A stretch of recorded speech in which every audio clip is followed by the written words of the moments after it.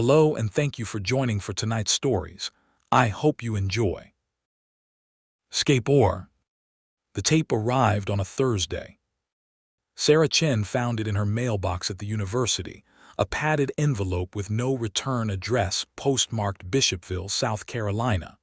She almost threw it away unopened, junk mail probably or a student prank. But something made her pause, the handwriting on the label blocky and urgent. Watch me. She took it to her office, closed the door and opened it. Inside was a VHS tape. Old, the label faded, the plastic yellowed with age, and a note handwritten on lined paper. 1988, Christopher Davis, The Truth, Don't Let Them Bury It Again. Sarah knew the name. Everyone in cryptid studies knew the name. Christopher Davis, the lizard man of Scape Ore Swamp, the most famous cryptid sighting in South Carolina history. In 1988, Davis, a 17-year-old, had claimed to encounter a 7-foot-tall reptilian creature near the swamp. He described it as green, wet, with red eyes and 3 fingers on each hand. He said it had attacked his car, leaving scratches on the roof and mirrors. The story had made national news. Davis had passed a polygraph test. But eventually, the sighting stopped, the media moved on, and the lizard man became just another footnote in cryptid lore. Sarah had always been skeptical. Teenager night, swamp, classic recipe for hallucination or hoax, but this tape. She dug out an old VCR from the department storage, hooked it up to her office TV, and inserted the tape. The footage was grainy, clearly shot on a consumer camera from the late 80s. A young man sat in a chair, facing the camera. He was shaking, pale, his eyes wide with something that looked like terror. "My name is Christopher Davis," he said, his voice trembling. "I'm 17 years old. I live in Bishopville, South Carolina, and I saw something." He described the encounter, the car stopping, the creature emerging from the swamp, the attack, the escape. But then he said something that wasn't in any of the official reports. "It wasn't just watching me," he whispered. "It was learning, studying. I could feel it in my head. It was trying to understand me, to understand us." "What do you mean?" An off-camera voice. "A police officer, maybe." "I mean, it's not an animal, it's something else, something that thinks, something that's been waiting." "Waiting for what?" "For us to be ready." Davis looked directly at the camera and Sarah felt a chill run down her spine. "They're coming, all of them. The lizard man is just the first, the scout, when the others wake up." The tape cut to static. When the image returned, Davis was gone. The chair was empty. The static lasted for 2 minutes. Then the tape ended. Sarah sat in her office, the afternoon light fading, and felt the weight of what she had seen. This wasn't a hoax. The fear in Davis's eyes was real, the things he had said. She pulled out her laptop and searched, Christopher Davis, Bishopville, 1988. The official story was that Davis had recanted his claims, admitted it was a hoax, and moved away. But Sarah found a different story in local archives. Davis had disappeared 3 days after the interview. His car was found abandoned near the swamp. His body was never recovered. The police had called it a runaway, but the locals knew better. The locals whispered about the lizard man, about the swamp, about the things that lived in the dark. And now, 35 years later, the disappearances were starting again. Sarah found the pattern in recent news reports. Hunters missing, teenagers vanishing. A wildlife biologist who had gone to study the swamp and never returned, all within the last 6 months. All near Scape Ore Swamp. She packed her bags that night. She was going to Bishopville. The town was smaller than she expected. A collection of houses and shops clustered around a main street that looked like it hadn't changed since the 1970s. Sarah checked into the only motel, the Swamp View Inn, which offered a view of exactly nothing, and spent her first day walking the streets, feeling out the atmosphere. Bishopville was afraid. She could feel it in the way people looked at her, then looked away, in the way shopkeepers hurried her transactions, in the way children were called inside early, before dark. She found the local library, a small brick building with more books than patrons. The librarian, a middle-aged woman named Mrs. Johnson, looked at her with knowing eyes. "You're here about the disappearances," she said. It wasn't a question. "I am." "And the lizard man?" "Yes." Mrs. Johnson leaned forward, her voice dropping to a whisper. "It's back. We all know it. The old folks, they remember 1988. They know the signs." "What signs?" "The smell, like sulfur but sweet.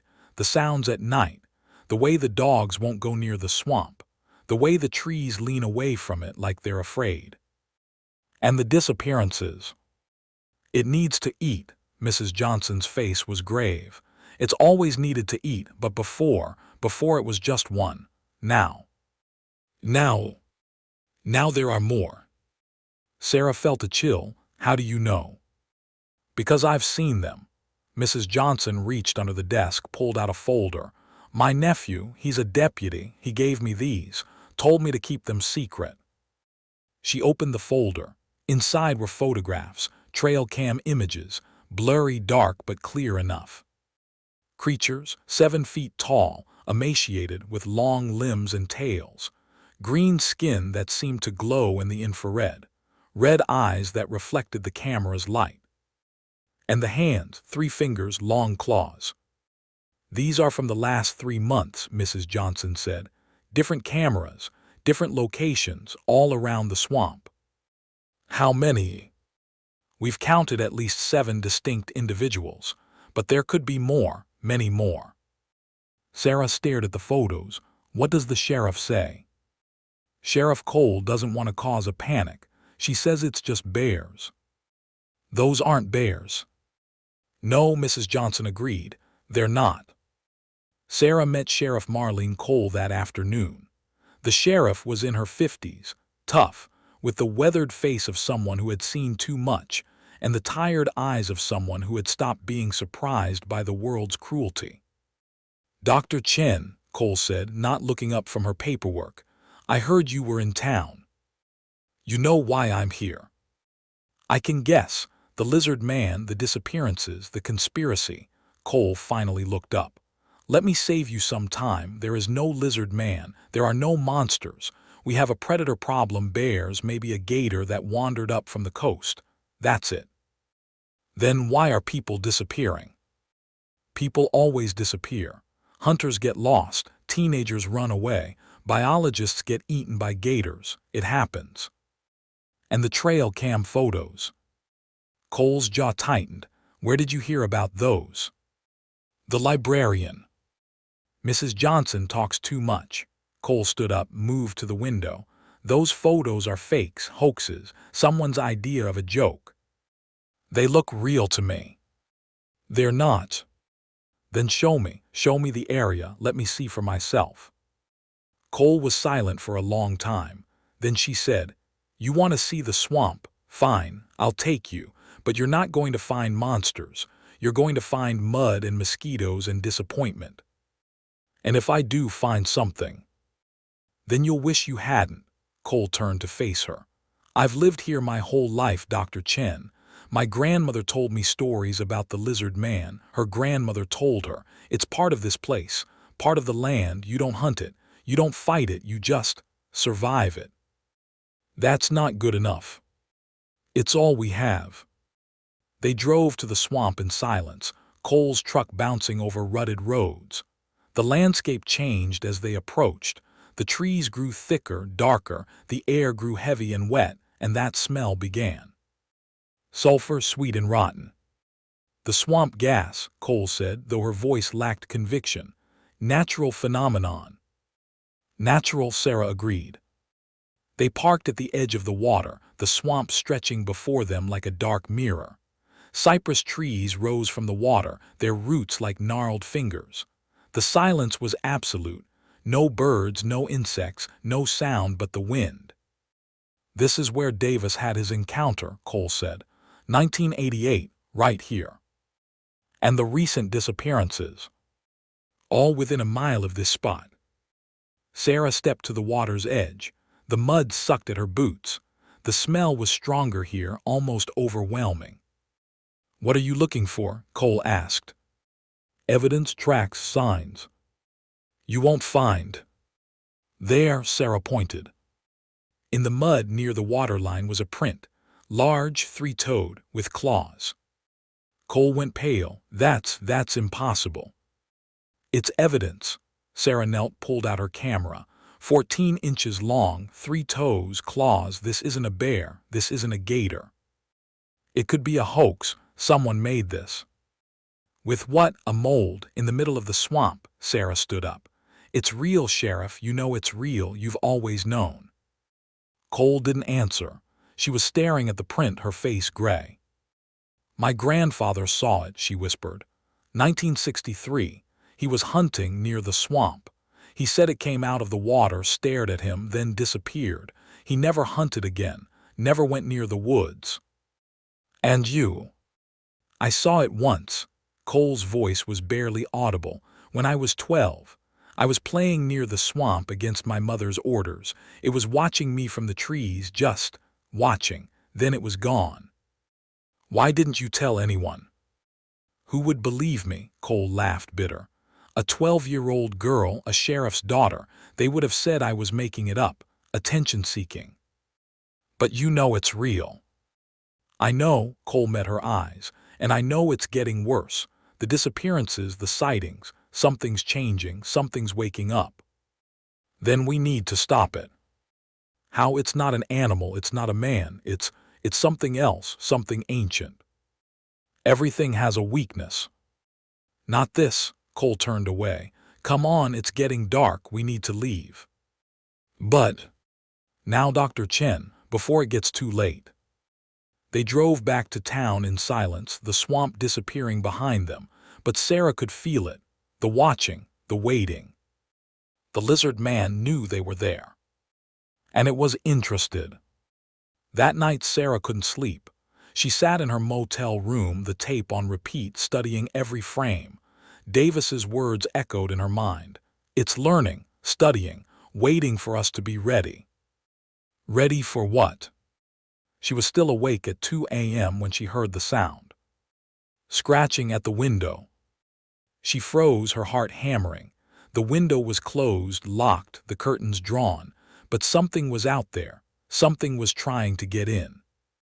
"Hello," she called out, her voice shaking. The scratching stopped. Then slowly the curtains began to move. Not from the wind, from something pushing against them from outside, something large. Sarah backed away, grabbed her phone, dialed 911. "Sheriff's office," a voice answered. "This is Sarah Chen. I'm at the Swamp View Inn, room 12. There's something at my window." "Stay calm, ma'am. We'll send someone." "Hurry." The curtain moved again, more violently. Sarah could see the shape now, tall, thin, with a head that was too large, too angular. Then the phone died, the lights went out. And the window shattered. Sarah screamed, scrambled backward, fell over a chair. In the moonlight she saw it. The lizard man. It was real, it was here, it was in her room. 7 feet tall, emaciated, its skin glistening with moisture. The eyes glowed red, reflecting the moonlight. The mouth opened, revealing rows of needle teeth. And the hands, 3 fingers, long claws. It took a step toward her, then another. "Please," Sarah whispered, "please don't." The creature tilted its head, studying her, learning. Then it moved. Fast, faster than anything human. One moment it was across the room, the next it was on top of her, its claws pinning her shoulders, its face inches from hers. The smell was overwhelming, sulfur and rot and something else, something almost floral. It opened its mouth, the teeth gleamed. And then it stopped. It looked up toward the door, its head cocked, listening. Sirens, distant but approaching. The creature hissed, a sound like steam escaping a pipe, and released her. It moved to the window, climbed through the broken frame, and was gone.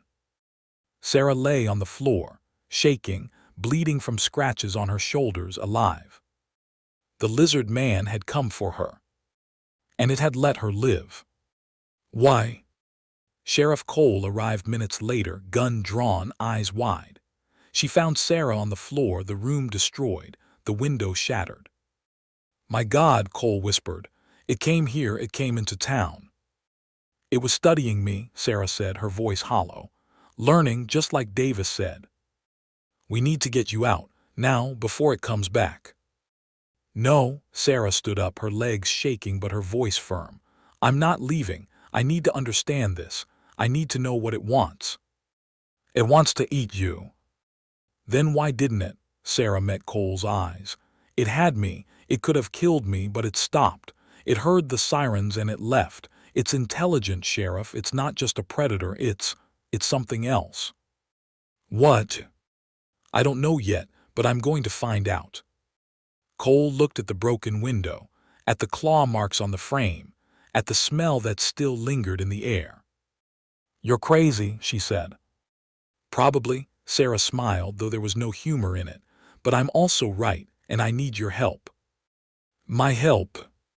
"You know this town, this swamp, these creatures. You know things you haven't told anyone." Cole was silent for a long time. Then she nodded. "All right, but we do this my way. We don't go into the swamp at night. We don't go alone, and we don't take unnecessary risks." "Agreed." "And we find Dr. Price." "Who?" "Ethan Price, evolutionary biologist.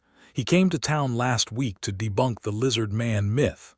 Set up trail cams, scoffed at the locals, acted like he knew everything. And he hasn't been seen in 3 days." Sarah felt a chill. Another disappearance. Another victim. Cole moved to the window, looked out at the night. "If he's still alive, we need to find him. If he's not, we need to find what killed him."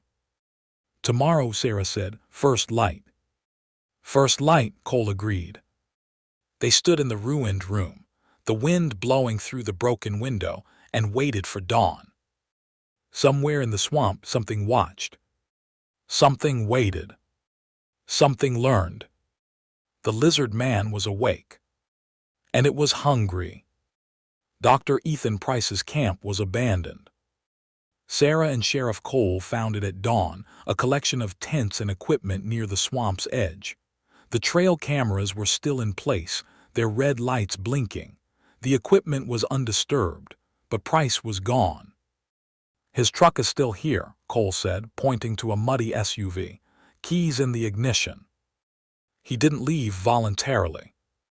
"No." Cole knelt, examined the ground. "Look." Drag marks, deep parallel leading from the camp to the water's edge, and footprints, 3-toed, large. "It took him," Sarah whispered, "the lizard man." "Or one of them." Cole stood up. "The tracks are different from yesterday, smaller. This might be a different individual." "How many are there?" "I don't know, but if they're multiplying." Cole didn't finish. She didn't need to.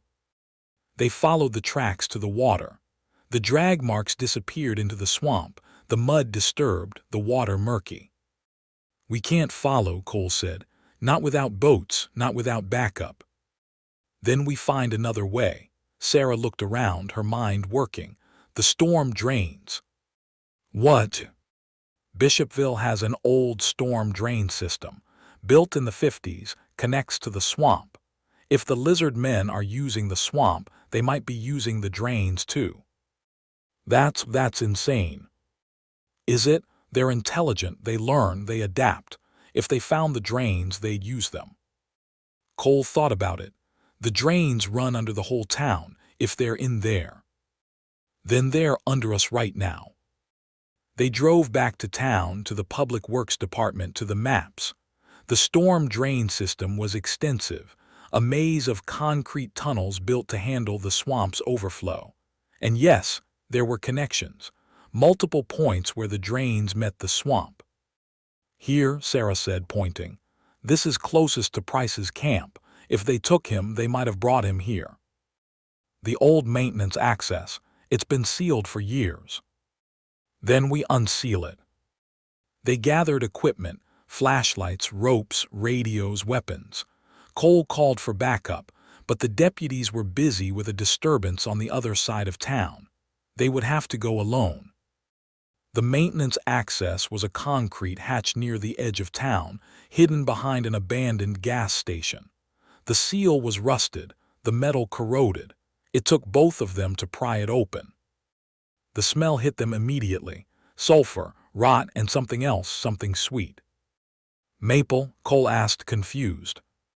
No, Sarah shone her flashlight into the darkness. Something else, something processed. They descended into the drain, the concrete walls closing around them. The tunnel was large enough to stand in, the floor covered in stagnant water and debris. The sound of their footsteps echoed, magnified by the enclosed space. How far does this go? Sarah asked. Miles under the whole town. Then we need to be careful. They could be anywhere. They moved slowly, cautiously, their flashlights cutting through the darkness. The tunnel branched and rejoined, a maze of concrete and shadow. The smell grew stronger as they went deeper. There, Cole whispered, pointing. Ahead, the tunnel opened into a larger chamber, and in the chamber something moved. They approached quietly, hugging the walls. The chamber was massive, a junction where multiple tunnels met, and it was occupied. Lizard men, at least 5 of them, hunched over something on the floor. They were smaller than the ones Sarah had seen, juveniles maybe, but just as terrifying. Their skin was pale, almost white, adapted to the darkness. Their eyes glowed faintly, red pinpricks in the black. And they were eating. Sarah couldn't see what, didn't want to see, but she could hear it. The wet sounds of feeding, the cracking of bone. We need to go, Cole whispered, now. But Price. He's dead, look at them, they're feeding, that's all they do. Hunt, kill, eat. Then we stop them. How? There's 5 of them, 2 of us. We use the environment. Sarah looked around, her mind racing. The drains, the water, we flood them. Flood. There's a control station near the swamp entrance. If we open the gates, we can flood the whole system, drown them. And us. We get out first. Cole stared at her. You're insane. Probably, but it's the only way. They backed away slowly, quietly. The lizard men didn't notice, too focused on their meal. Sarah tried not to think about who they were eating. They reached the control station an hour later. It was a small room, concrete, with rusted valves and ancient gauges. The floodgate controls were obvious, large wheels, labeled in faded paint. If we open these, Cole said, the whole system floods. The drains, the tunnels, everything. How fast? Minutes, maybe less. Then we need to be quick. They turned the wheels together, the metal screaming in protest. Water began to flow, first a trickle, then a rush, then a torrent.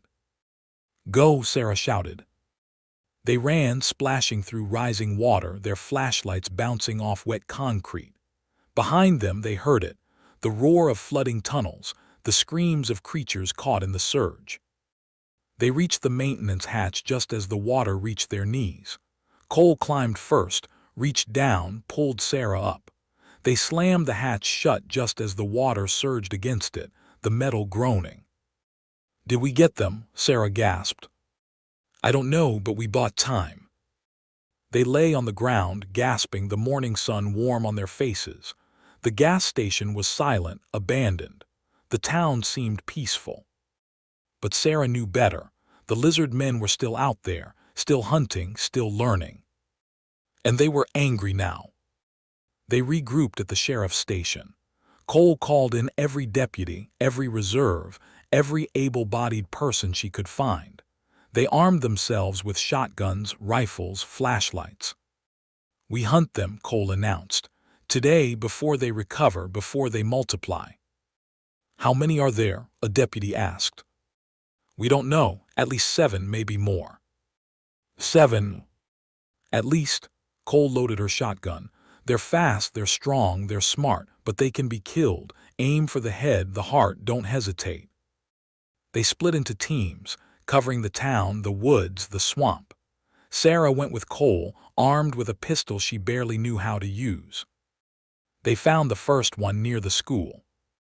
It was wounded, limping, its pale skin burned by the floodwaters. It hissed when it saw them, raised its claws. Cole fired. The shotgun blast caught it in the chest, sent it spinning. It screamed that steam whistle sound and tried to rise. Cole fired again. The head exploded, greenish fluid spraying the grass. The creature stopped moving. One down, Cole said, her voice steady. They found 2 more in the woods near the swamp. Both wounded, both slow. Both died under concentrated fire. But the 4th, it was waiting for them. In a clearing, standing on 2 legs, its red eyes fixed on them. It was larger than the others, older. The scars on its body spoke of battles survived, of centuries lived. The Alpha, Sarah whispered. The first, Cole agreed, the one Davis saw. It didn't attack, it just watched, studied. Shoot it, Sarah said. I can't, Cole's hands were shaking. It's looking at me, into me. Cole. The creature moved, not toward them, away, into the swamp, disappearing into the water. It let us go, Sarah said, stunned. No, Cole lowered her weapon. It led us. Led us where? Into a trap. The swamp erupted. Lizard men everywhere, dozens of them, rising from the water, dropping from trees, surrounding them. Run, Cole shouted. But there was nowhere to run. They were surrounded, outnumbered, outmatched. The Alpha emerged from the water, standing tall, its eyes fixed on Sarah. You, it seemed to say, though it made no sound. The learner, the rememberer. Sarah felt it in her mind. The touch, the communication, just like Davis had described. What are you, she thought. We are the old ones, the first. We ruled this world before your kind crawled from the mud. Why are you here?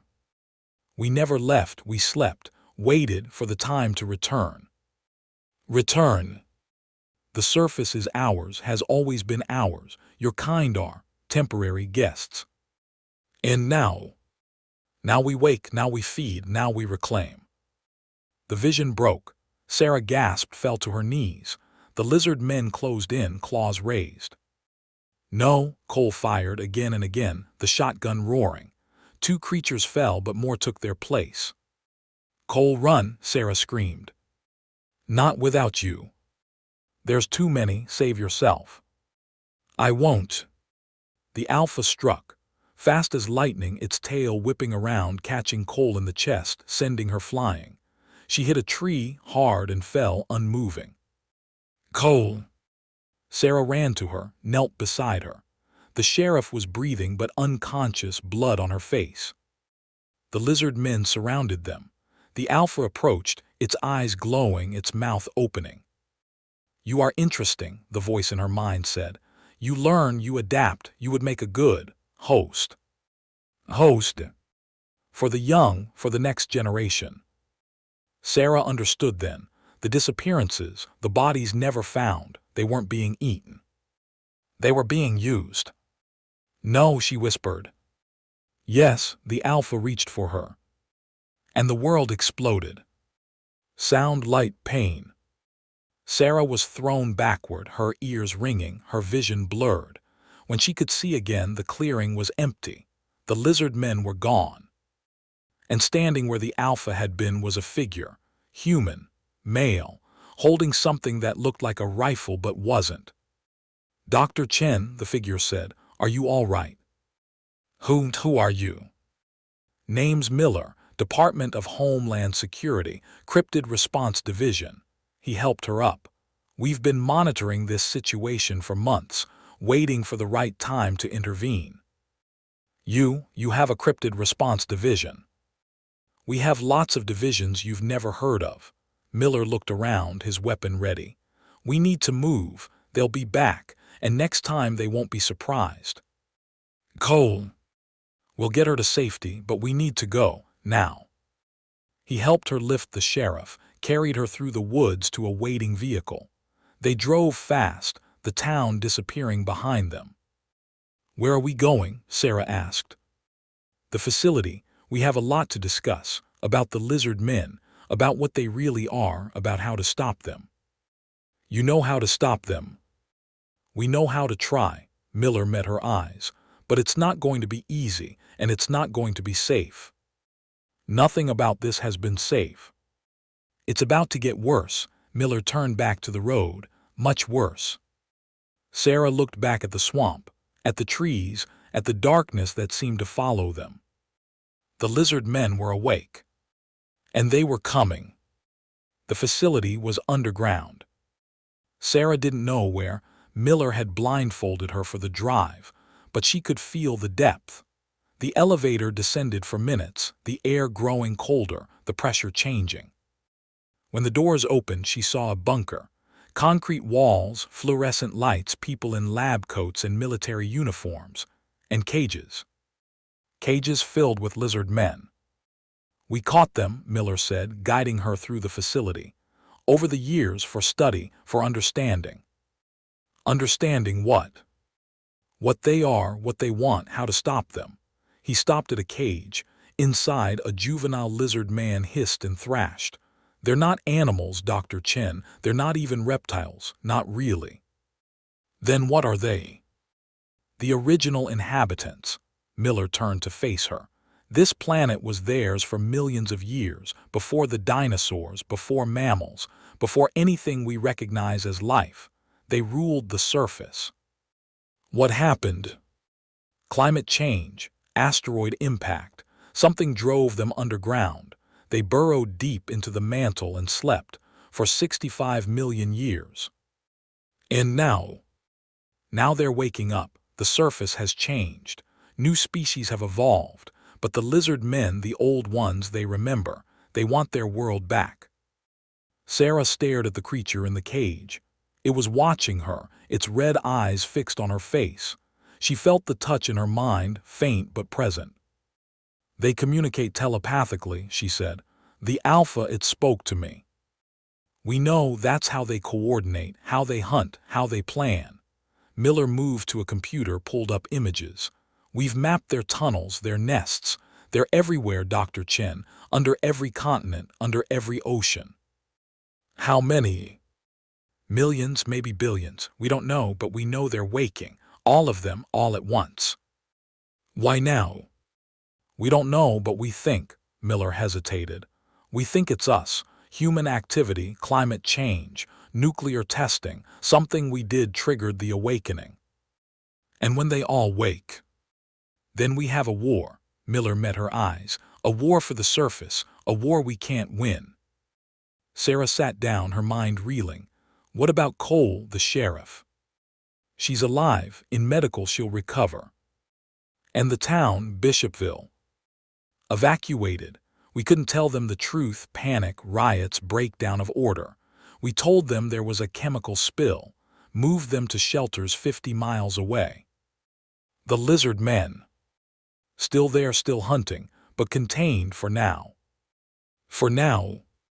They're digging, expanding. We estimate they'll reach the surface in 48 hours, all of them, everywhere. Then we need to stop them. How? Miller spread his hands. We've tried everything. Fire, poison, radiation. They adapt. They evolve. They survive. Everything has a weakness. Not these. Miller pulled up another image. A lizard man dissected, its organs exposed. No heart, no lungs, no brain, not as we understand them. Their biology is alien, completely different from anything on Earth. But they're from Earth. Are they? Miller zoomed in on the image. Look at the cellular structure, the DNA. It's not carbon-based, not really. It's something else, something older. Sarah stared at the image. He was right. The cells were wrong. The DNA was twisted, folded, impossibly complex. Then where did they come from? We don't know, but we know one thing. Miller pulled up a final image, a map of the world with red dots scattered across it. They're connected, all of them, one mind, one will. If we can find the source, the original, we might be able to stop them. The Alpha, the one from Bishopville. Exactly, it's the oldest, the first to wake, the one coordinating the others. If we kill it, we might disrupt the network. Buy time. Might. It's our best chance, our only chance. Sarah thought of the Alpha, of its intelligence, of the way it had looked at her, studied her, communicated with her. I can find it, she said. How? It spoke to me in my mind. I can reach out, find it. That's insane. Probably, Sarah stood up, but it's the only way. They prepared her in a secure room. Monitors, sensors, drugs to enhance her telepathic sensitivity. Miller didn't like it, but he didn't have a better idea. If this works, he said, you'll be connected to their network. You'll see what they see, know what they know. And if it doesn't, you'll be lost, trapped in their minds forever. Then make sure it works. They injected her. The drugs hit fast, a wave of warmth and disorientation. The room spun, the lights blurred, and then she was elsewhere. Darkness, warmth, the smell of earth and sulfur, and voices, thousands of voices, millions, all speaking at once in a language older than words. The new one, the learner, she comes. Let her see, let her understand. She will join us, or she will feed us. Sarah pushed through the voices, searching, looking for the Alpha, the first, the one who had spoken to her before. I am here, a voice said, stronger than the others, older. I have been waiting for you. Why, Sarah thought. Because you are different, you learn, you adapt, you could be useful. Useful how? As a bridge between your kind and mine. We do not wish to destroy you, only to reclaim what is ours. The surface. Yes, the surface, the light, the warmth. We have been underground too long. We are tired. And my kind will adapt, as we adapted, or they will feed us. That's not a choice. It is the only choice. The Alpha's voice was gentle, almost sad. We are waking, all of us. In 48 hours we will emerge, everywhere. Your kind cannot stop us, cannot kill us, cannot even understand us. Then why talk to me? Because you are interesting, because you remind me of the time when your kind and mine shared the world. When was that? Before the sleep, before the dark, when we ruled and you were guests.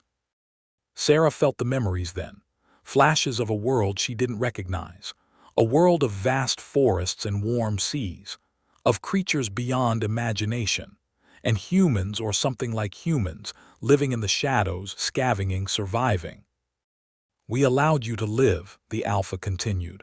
We protected you, fed you, taught you, and in return you served us. Served you. As food, as labor, as entertainment. The Alpha's voice grew cold. But then you changed, evolved, became dangerous. We had to sleep, to wait, to let you forget. And now you have forgotten. Now you are weak. Now we reclaim what is ours. No, Sarah pushed back, her mind strong. We won't let you, we'll fight. You will lose. Maybe, but we'll fight. The Alpha was silent for a long time. Then, you amuse me, very well, I will show you something, a gift, a warning. The vision shifted. Sarah saw the earth from above, the blue marble spinning in space. Then she saw beneath it, the tunnels, the warrens, the vast underground cities where billions of lizard men slept. And she saw them waking. The movement was like a wave, spreading from the center, from the oldest, deepest places. They were rising, climbing, approaching the surface. 48 hours, the Alpha said, and then the swarm. Where, Sarah demanded, where will you emerge? Everywhere. The Alpha's voice was triumphant. Every city, every town, every field and forest. We are beneath you, around you, inside you. We have always been here. No, Sarah focused, pushed deeper. There's a center, a source. Where are you? Where is the first? I am, the Alpha hesitated. I am where it began, where the first of your kind met the first of mine, where the pact was made. Where? Bishopville, the swamp, the place you call Scape Ore. Sarah felt a surge of triumph. She had it. The location, the target. Thank you, she said. For what? For showing me where to find you. She broke the connection, gasping, her body convulsing. Miller was there, holding her down, shouting for doctors. I know, she gasped. I know where it is, the Alpha, the source, Bishopville, the swamp. We know, Miller said. We've been tracking the energy signatures. The highest concentration is there. Then we go now. It's a trap, it has to be. I know, Sarah sat up, her head pounding, but it's our only chance.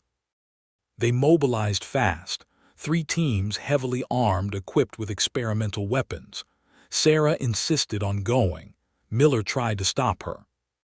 You're not a soldier. I'm the only one who can communicate with it, the only one who might be able to negotiate. Negotiate, it wants to enslave us. Or it wants to survive, there's a difference. Miller relented. They flew to Bishopville, the swamp spreading below them like a dark wound. The town was empty, evacuated, silent. They landed at the edge where the water met the land. The smell was overwhelming. Sulfur and rot in that sweet, floral scent. It's here, Sarah said, waiting. They moved into the swamp, weapons ready. The water was shallow, the mud thick, the cypress trees looming like sentinels. The silence was absolute. Where? Miller whispered. There, Sarah pointed. Ahead, the swamp opened into a clearing, and in the center, on a mound of earth and bone, sat the Alpha. It was larger than she remembered, older. Its scales were white with age, its eyes dim but still aware. Around it, arranged in circles, were hundreds of lizard men, juveniles, adults, all watching, all waiting. You came, the Alpha's voice echoed in her mind, as I knew you would. I'm here to stop you. You cannot stop what has already begun. The Alpha gestured and the ground shook. Feel them, the swarm, they are rising. Sarah felt it, the movement beneath her feet, the vibration in the earth, millions of creatures climbing, approaching the surface. We can kill you, she said. Stop the signal, disrupt the network.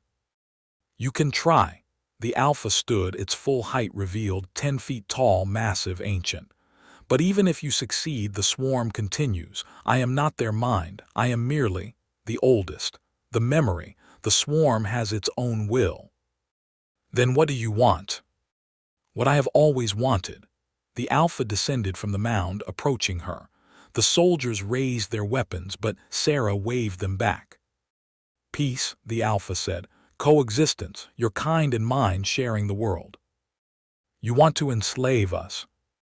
I want to survive. The Alpha stopped before her, its red eyes meeting hers.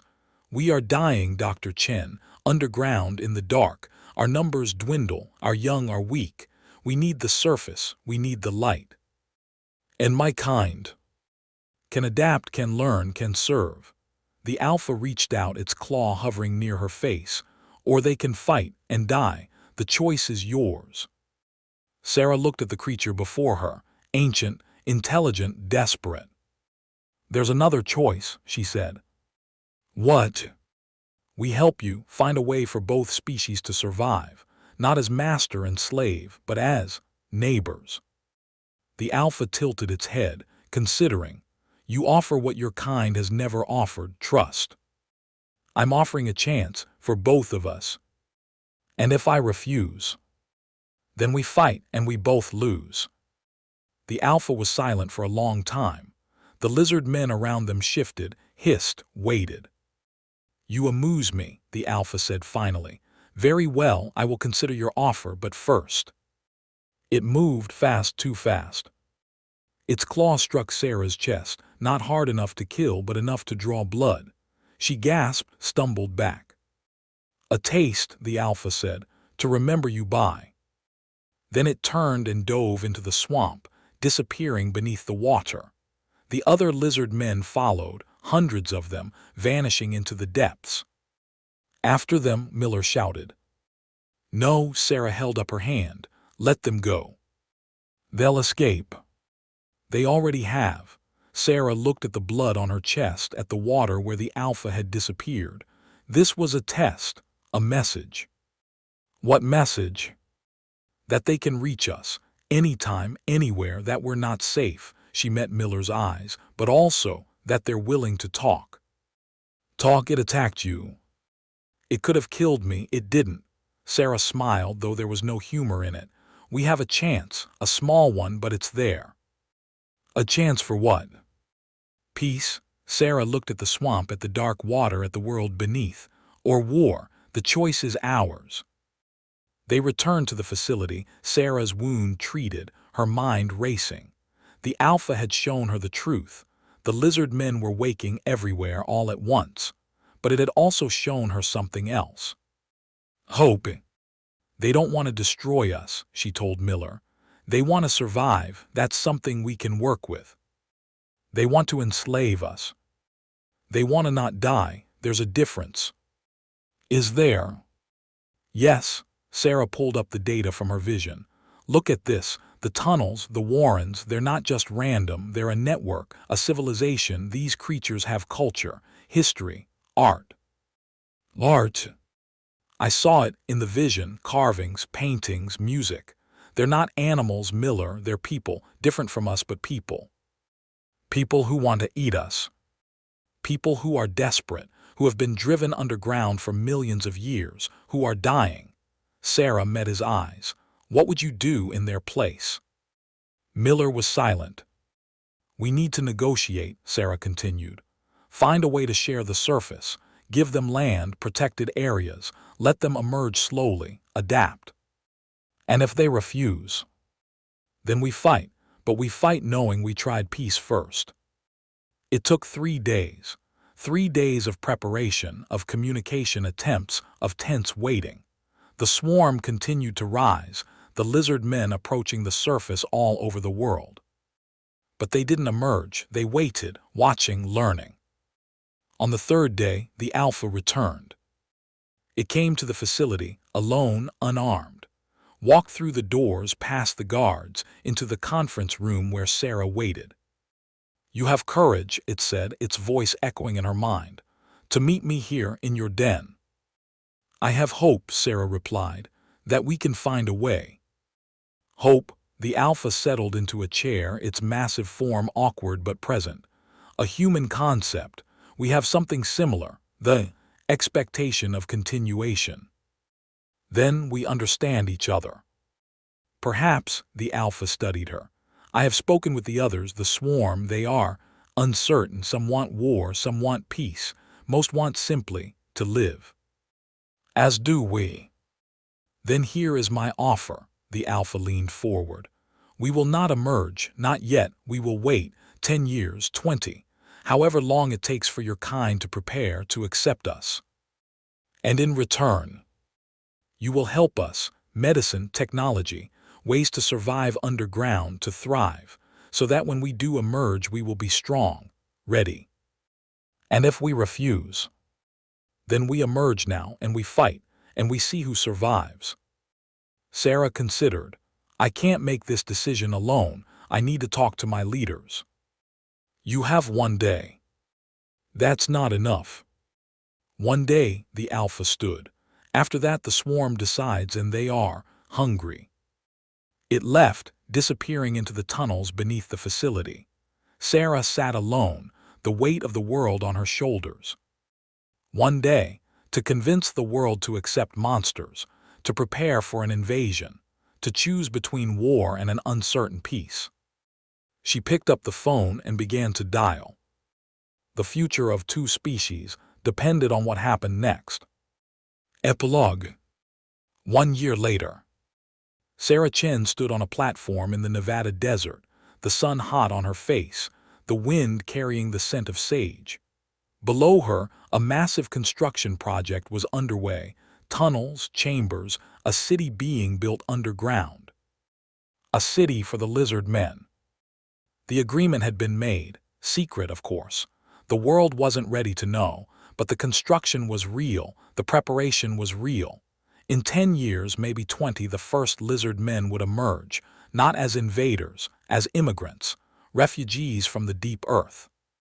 It wasn't perfect. Many on both sides wanted war. The lizard men who rejected the Alpha's leadership, the humans who feared any contact with the monsters. But for now, there was peace. Sarah touched the scar on her chest where the Alpha had marked her. A reminder, a connection. Dr. Chen, Miller approached, his face grim. We have a problem. What? The sensors in Bishopville, they're detecting movement, large scale.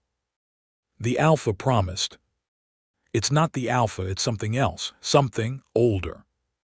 Sarah felt a chill. Show me. They went to the monitoring station, the screens showing data from around the world.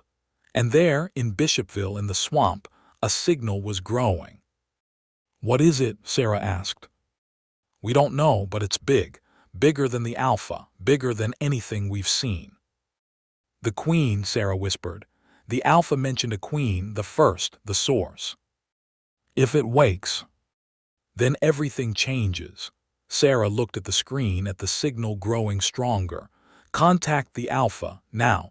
We need to know what we're facing. And if it won't help, then we prepare for war. Sarah turned away from the screen. Again. She walked out into the desert sun, the scar burning on her chest, and thought about the future. The lizard men were awake. But they weren't the only ones. Somewhere deep in the earth, something older was stirring, something that made the Alpha look like a child. The swarm was just the beginning. And the real war was yet to come. For those who look beneath the surface. And for those who know that the deepest darkness holds the oldest secrets. Remember, we are not alone. We never were. And they are waking up. The video surfaced on a Tuesday. Lena Kroger found it buried in the depths of a forgotten horror forum, a thread titled Colchester Bridge 1999 Real Footage. That had been dormant for 17 years until someone named Douglas J. Griffin 1904 bumped it with a single link and no explanation. The timestamp read 3:47 a.m., October 31st, 2019. Lena clicked play at 2:15 in the morning, her apartment dark except for the blue glow of her monitor. She was used to watching disturbing content. Her podcast, The Hollow Hours, had built its reputation on finding the obscure, the unsettling, the things that slipped through the cracks of mainstream cryptid culture. She'd seen Bigfoot footage that made her doubt her eyes, analyzed supposed alien autopsy films frame by frame, listened to hours of EVPs from abandoned asylums. She thought she was inured to horror. She was wrong. The footage was grainy, clearly shot on a consumer-grade camcorder from the late 90s. 4 teenagers, 2 boys, 2 girls stood on what appeared to be a railway overpass, their faces illuminated by the camera's harsh built-in light. Behind them, the night stretched black and empty, save for the distant glow of a small town. "This is insane," one of the girls said, her voice trembling with equal parts fear and excitement. "We're actually doing this." Colchester Overpass, the boy holding the camera announced. "Halloween night 1999. If anything happens to us, this is proof." The other boy laughed nervously. "Nothing's gonna happen, Mike. It's just an urban legend." "Then why are your hands shaking?" the second girl asked. The camera panned across the bridge, showing rusted girders and graffiti-covered concrete. The structure looked old, Victorian era, with ornate ironwork that seemed almost funereal in the harsh camera light. The wind howled through the gaps, creating a sound like whispering. "They say he comes at midnight," the first girl whispered. "The Rabbit Man." "Shut up, Tara," Mike said, but his voice had gone thin. The camera continued to pan and Lena leaned closer to her screen. There was something wrong with the footage. Not the quality, That was expected, but something in the way the shadows moved. The darkness beneath the bridge seemed too deep, too hungry. "What's that?" Tara asked. The camera swung back. The four teens were staring at something off-screen, their faces draining of color in the harsh light. Is that a person?" the second boy asked. The camera zoomed in, the autofocus struggling. A figure stood at the far end of the overpass, silhouetted against the night sky. It was tall, unnaturally tall, Lena thought, at least 7 feet. And there was something wrong with its head. It was too large, too round, with 2 protrusions that could have been ears. "Hello," Mike called out. "Hey, this is private property. You shouldn't be here." The figure didn't move. The wind picked up and Lena heard it clearly now, a sound beneath the wind, a wet, rhythmic noise like something being dragged across concrete. "We should go," Tara said. "We should go right now." "It's just some guy in a costume," the second boy insisted, but he was backing away. The figure took a step forward, then another. The camera shook as Mike's hands trembled. "Oh God," Tara whispered. "Oh God, oh God, oh God." The figure was close enough now for the camera to capture details, and Lena felt her stomach turn to ice. It wore what appeared to be a long coat made of fur, rabbit fur, gray and white and matted with something dark. But the head was a rabbit skull, massive, with black pits where eyes should be and long ears that twitched with each step. "Run," someone whispered. The camera jerked wildly as the teens scrambled. Lena heard screams, the sound of running feet, the rattle of the bridge under their panicked flight. The camera fell, landing on its side, and the last thing Lena saw before the footage cut to static was a hand. No, a claw, long and pale and wrong, reaching down to grab something. The static lasted for 12 seconds, then the video ended. Lena sat in the darkness of her apartment, her heart hammering against her ribs. She'd seen hundreds of horror videos, analyzed countless pieces of evidence that turned out to be hoaxes or misidentifications. But this felt different. This felt real.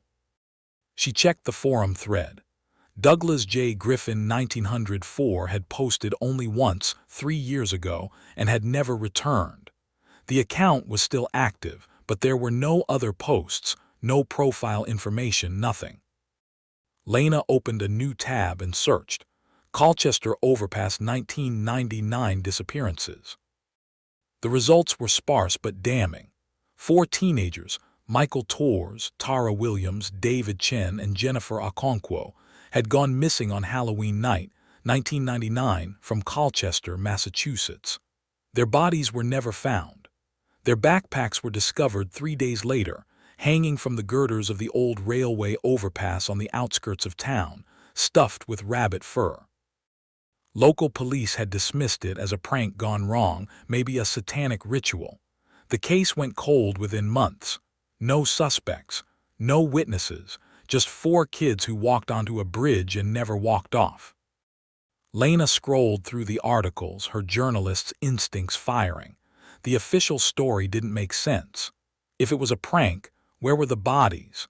If it was a ritual, who performed it and why?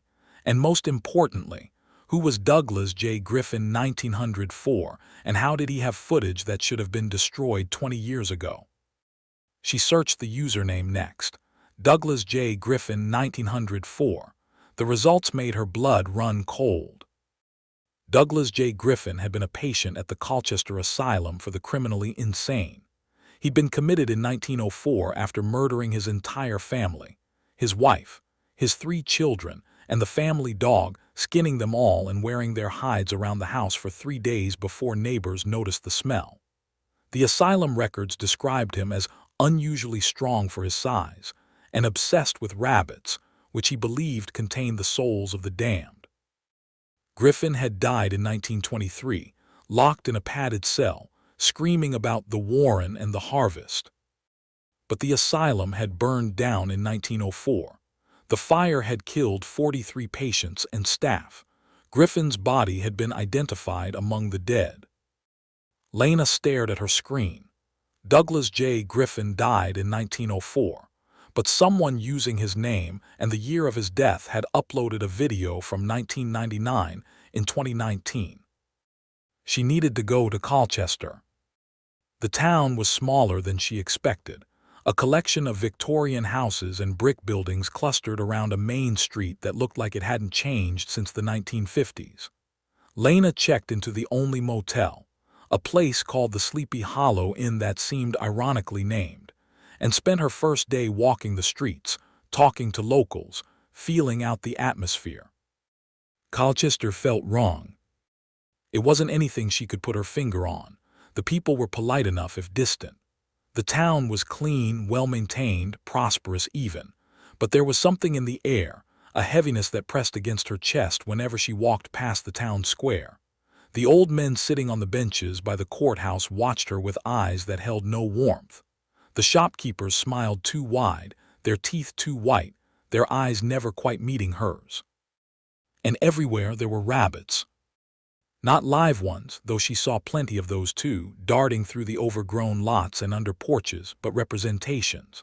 Rabbit figurines in shop windows, rabbit motifs on the town seal, a statue in the park of a man in Victorian dress holding something. When Lena got closer, she saw it was a rabbit but stylized, wrong, with human teeth carved into its skull-like face. "That's Ephraim Colchester," a voice said behind her, "founder of our fair town." Lena turned to find an old man watching her, his face a road map of wrinkles, his eyes the color of faded denim. He wore a tweed jacket that had seen better days and leaned heavily on a cane carved from dark wood. "He looks friendly," Lena said, gesturing at the statue. The old man laughed, a dry sound like rustling leaves. "Ephraim was many things, miss. Friendly wasn't one of them. He was a scientist, you see, a naturalist, studied the transitional forms between species." Transitional forms. Things that shouldn't exist, things that were becoming other things. The old man's eyes focused on something distant. He believed that with the right encouragement, humans could take on the attributes of animals: strength, speed, the ability to survive things that would kill ordinary men. Lena felt a chill run down her spine. And the rabbit. The old man's smile vanished. "Rabbits breed fast, miss. They survive, they endure." Ephraim thought that was admirable. He paused. "He had a patient, you know, back in the asylum, a man named Griffin." Lena's pulse quickened. "Douglas Griffin." The old man's eyes sharpened. "You've done your research." "Yes, Griffin was Ephraim's greatest success and his greatest failure." He turned to leave, then stopped. "You should leave town, miss. Whatever brought you here, let it go. Some things are better left buried." "Wait," Lena called after him. "What's your name?" He didn't turn around. "Elias Vance. I was the asylum's last administrator before the fire. I'm the only one left who remembers." He disappeared around the corner of the courthouse, his cane tapping a slow, mournful rhythm on the brick sidewalk. Lena stood in the square, the statue of Ephraim Colchester watching her with its stone eyes, and knew she was onto something. Something big, something terrible. She spent the next 3 days digging through archives, interviewing reluctant locals, piecing together the history of Colchester and its dark secret. She learned about the asylum, built in 1889 on the outskirts of town, funded by Ephraim Colchester's fortune. She learned about the experiments, whispered about in hushed tones, never confirmed but impossible to completely dismiss. The attempts to merge human and animal to create something that could survive anything. And she learned about the overpass. Built in 1902, it was supposed to be a triumph of engineering, a railway bridge that would bring prosperity to Colchester. But the construction had been plagued by accidents, workers disappearing, equipment failing, and always in the background rabbits, hundreds of them, watching from the woods with eyes that seemed too intelligent. The bridge was completed in 1904, the same year as the asylum fire, the same year Douglas Griffin supposedly died. And every Halloween since, people had gone missing from the overpass. Not many, 2 or 3 every few decades, enough to be noticed but not enough to cause panic. The town had learned to stay away, to pretend it wasn't happening, to accept the sacrifices in exchange for prosperity. Lena found the pattern in old newspaper archives, in police reports, in the margins of town council minutes. 1904, 3 construction workers. 1929, 2 teenagers. 1954, a homeless man and a police officer. 1979, 4 college students. 1999, the 4 teens from the video. And now, 2024 was approaching, 25 years since the last disappearances. The pattern suggested another cycle was due. Lena knew she needed to see the overpass for herself. She drove out on a Thursday afternoon, the October sky gray and heavy with the promise of rain. The overpass was 3 miles outside town, down a winding road that cut through dense forest. The trees were bare, their branches scratching at the sky like skeletal fingers. The bridge loomed ahead, a Victorian monstrosity of iron and stone that seemed to grow organically from the landscape.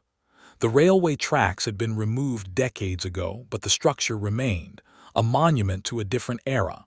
Warning signs were posted every 100 feet: no trespassing, danger, structural hazard. Lena parked her rental car at the base of the approach and got out. The air was cold, carrying the scent of decaying leaves and something else, something musky and organic that made her think of barns and pet stores, rabbit cages. She walked toward the bridge, her boots crunching on gravel. As she got closer, she saw the graffiti.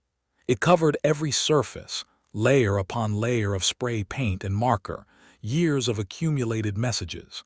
But one phrase appeared again and again, scratched deep into the metal and stone, as if carved with something sharp and determined. Dig the Warren. Lena reached the base of the overpass and looked up.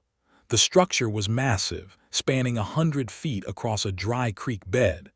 The girders were rusted, the concrete spalled and cracked, but it looked solid enough to stand for another 100 years. She took a step onto the bridge. The temperature dropped 10 degrees. She could see her breath now, white mist in the afternoon air. The wind picked up, whistling through the gaps in the structure, and she heard it again, that sound from the video. The wet dragging, the whispering. "Hello," she called out, her voice sounding small and foolish in the vast silence. Something moved above her. Lena looked up, her heart hammering. The underside of the bridge was a maze of beams and supports, dark and shadowed. For a moment she saw nothing. Then, in the deepest shadow, something shifted. It was too tall, too thin, and there was something on its head, something that caught the dim light and reflected it back in a way that made her think of bone. Lena stumbled backward, her foot catching on a loose rail. She fell, hard, her palms scraping on gravel. When she looked up again, the shadow was gone. But the smell remained. That musky animal smell, stronger now, mixed with something coppery and sweet. Blood. Lena scrambled to her feet and ran to her car, not looking back, not stopping until she was inside with the doors locked and the engine running. She sat there for 10 minutes, her hands shaking on the steering wheel, before she managed to drive away. She didn't go back to the motel. She went to the police station. Detective Raymond Harrow was in his 60s, with the weathered face of a man who had seen too much and the tired eyes of someone who had stopped being surprised by human cruelty decades ago. He listened to Lena's story without interruption, his expression never changing. When she finished, he leaned back in his chair and steepled his fingers. "Let me get this straight. You came to Colchester because of a video you found on the internet. A video that supposedly shows 4 teenagers being attacked by a man in a rabbit costume in 1999. "It's not a costume," Lena said. "I saw it on the bridge today." Harrow's expression flickered just for a moment. "You went to the overpass." "I had to see it for myself." "You shouldn't have done that. His voice was soft, almost gentle. "That bridge is dangerous, structurally unsound. We've been trying to get it demolished for years, but it's historical, you see, protected." "That's not why it's dangerous," Lena said. "You know what lives there, what hunts there, you've known for years." Harrow was silent for a long moment. Then he reached into his desk drawer and pulled out a file, old, yellowed, held together with a rubber band that had partially melted into the paper. He slid it across the desk to Lena. "Michael Torres, Tara Williams, David Chen, Jennifer Okonkwo," he named them like a prayer. "October 31st, 1999. Last seen by their families at approximately 8 p.m. heading out to investigate the Rabbit Man legend. Their backpacks were found 3 days later hanging from the bridge girders, stuffed with rabbit fur. No bodies, no blood, no evidence of foul play except the obvious." Lena opened the file. Crime scene photos showed the backpacks, gray and pink and covered in patches, suspended from the rusted iron by what looked like twine. Close-ups revealed the fur, gray and white, matted, clearly not synthetic. "The case went cold," Harrow continued. "No suspects, no witnesses, just gone like the others before them, like the ones who will come after." "You know it's not a man," Lena said. "You know what it really is." Harrow met her eyes. "I know that every 25 years people disappear from that bridge. I know that the town has been prosperous for over a century, despite economic downturns that should have destroyed us. I know that my grandfather was sheriff in 1954 when 2 teenagers went missing, and he told me to never ask questions about the overpass, to never go near it, to accept that some prices are worth paying." "And you just accept that," Lena's voice rose. "People are being killed, detective, harvested, and you do nothing." "What would you have me do?" Harrow's voice was sharp now, edged with old pain. "Arrest a ghost, a legend. Whatever lives on that bridge, it's been there longer than this town, longer than this country. It was here when the first settlers arrived, and it'll be here when the last of us leaves. The only thing we can do is stay away, keep others away, minimize the damage." "That's not good enough." "No," Harrow agreed. "It's not, but it's all we have." He stood up, suddenly looking every one of his 60-plus years. "Go home, Ms. Kroger, forget about Colchester, forget about the video. Some stories don't have endings, they just continue." Lena stood up, the file clutched in her hands. "I'm not leaving. I'm going to find out what happened to those kids. I'm going to find out what Douglas Griffin really is, and I'm going to stop it." Harrow laughed, a bitter sound. "You think you're the first. People have been trying to stop the Rabbit Man for over 100 years. They all end up the same way, hanging from the bridge, stuffed with fur." "Then I'll be different." "No," Harrow said softly, "you won't." He turned away, dismissing her. "But if you're determined to die, at least do it after Halloween. The harvest is almost here. Don't give it an early meal." Lena walked out of the police station into the gathering dark, the file heavy in her hands, and knew she was running out of time. Halloween was in 6 days. And she had a monster to catch. She spent the next week preparing, researching, planning. She contacted her producer back in New York, a man named Marcus Chen who had worked with her for 5 years and trusted her instincts even when they led to dead ends. She told him everything: the video, the disappearances, the pattern, the thing on the bridge. "You want me to fly to Massachusetts to help you hunt a rabbit monster?" Marcus asked, his voice tinny through the phone speaker. "I want you to help me document it, prove it exists, stop it from killing again." There was a long pause. "Lena, this sounds. I mean, I've followed you into some weird places, but this is different. This is dangerous." "I know.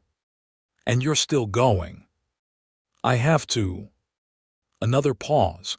"I'll be there Friday. Don't do anything stupid until I arrive." Lena smiled despite everything. No promises. She also reached out to Elias Vance, the old man from the square. It took 3 days of searching, but she finally tracked him down to a nursing home on the edge of town. He agreed to talk to her on one condition. She had to bring him something from the bridge. Something that belongs to him, Elias said, his eyes bright with a feverish intensity. A piece of fur, a bone, anything. I need to know if he's still active. Why? Lena asked. Because I tried to stop him once, Elias said. In 1979, I was young, foolish. I thought I could end the cycle. I failed and 4 kids died. I've been waiting for another chance ever since. What happened in 1979? Elias' face went gray. We found the warren, the place beneath the bridge where he processes them. We thought we could burn it out, destroy his nest. But we didn't understand what he really is. He's not just a monster, Ms. Kroger. He's a farmer, and we're his livestock. Lena thought of the video, of the way the rabbit man moved, of the sound of dragging and the glimpse of that claw. What do you mean, farmer? You'll see, Elias said, if you're brave enough to look or foolish enough. He reached out and grabbed her hand, his grip surprisingly strong. Bring me something from the bridge, and I'll tell you how to kill him. Lena didn't go back to the overpass alone. She waited for Marcus, who arrived Friday afternoon with 3 suitcases of camera equipment and a look of grim determination. If we're going to die, he said, we're going to get it on film.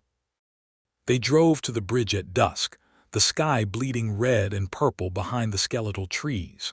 The overpass looked different in the fading light, more alive, somehow, the ironwork seeming to pulse with a dark energy.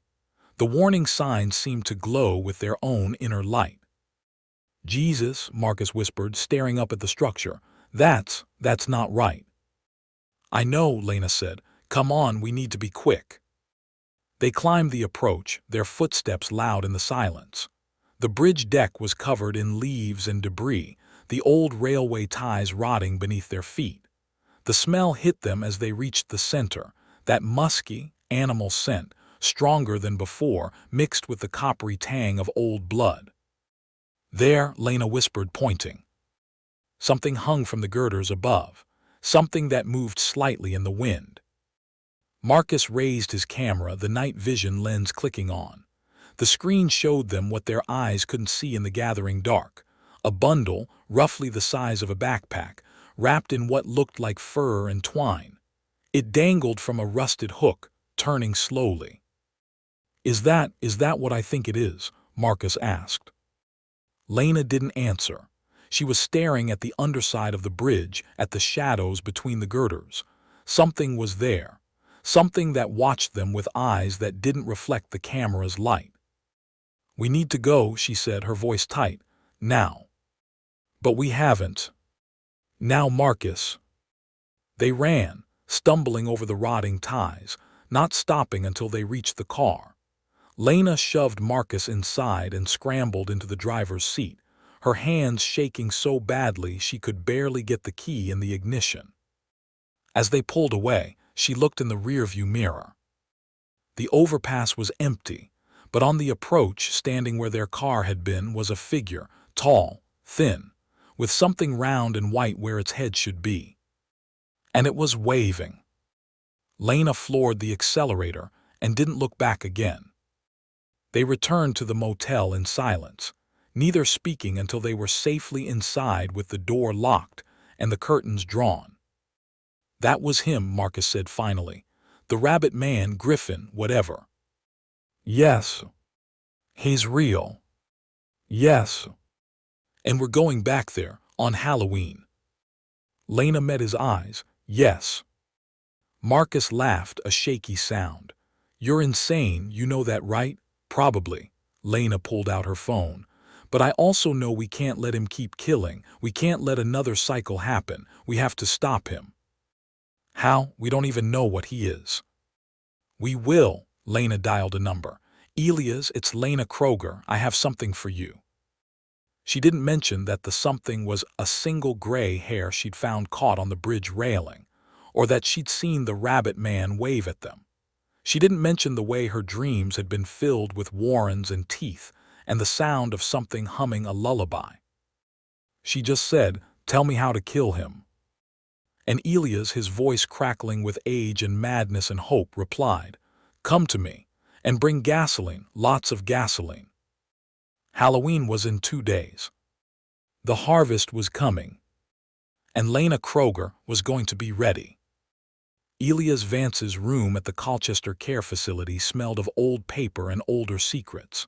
The walls were covered in newspaper clippings, yellowed photographs, and hand-drawn maps, a lifetime of obsession compressed into 200 square feet. In the center of it all sat Elias himself, propped up in a recliner, his eyes bright with the fever of a man who had waited decades for this moment.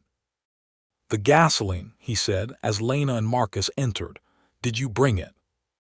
20 gallons, Lena said, setting the cans by the door, in the truck outside. Elias smiled, revealing teeth that were too white and too even for a man his age. "Good, good. Fire is the only thing that works. Fire and other things, but fire is the key." "You said you tried to stop him in 1979, Lena said, pulling up a chair. "What happened?" Elias' smile vanished. "We were arrogant. We thought we understood him. We thought he was just a man in a costume, a crazy killer like the papers said. We went to the bridge on Halloween night armed with flashlights and courage and stupidity. We found his warren, the tunnels beneath the overpass where he processes his harvest. We poured gasoline everywhere. We were going to burn it all." "What stopped you?" "He did." Elias' voice dropped to a whisper. "He came out of the darkness and he was, more than we expected, taller, faster. The rabbit skull wasn't a mask, it was part of him, fused to his face, his real face underneath rotted away decades ago. He moved like a shadow, like a nightmare. We ran. Most of us made it out." "Most?" "Tommy Chen didn't." Elias' eyes glistened. "Marcus's uncle, he was the slowest. The rabbit man took him into the warren. We heard him screaming for an hour." Marcus, who had been silent by the door, stepped forward. "My uncle, Tommy Chen, he disappeared in 1979. The family never talked about it." "Because they knew," Elias said. "They all knew. The whole town knows, has always known. They just pretend. They accept the sacrifices because the alternative is worse. Because if they acknowledge him, they have to fight him, and fighting him means dying." Lena leaned forward. "But you don't accept it. You've been fighting him for 40 years. "I've been waiting," Elias corrected. "Waiting for someone with enough courage and enough foolishness to try again. Someone who might succeed where I failed." He reached under his chair and pulled out a leather satchel, ancient and cracked. "These are my notes. Everything I've learned about the rabbit man, his patterns, his weaknesses, his appetites." Lena took the satchel, feeling the weight of decades of obsession. "What does he want? Why does he kill?" "He doesn't kill," Elias said. "He harvests. The rabbit man, Douglas Griffin, whatever he is now, he's not a predator. He's a farmer. The bridge is his field. The people who cross it on Halloween are his crop.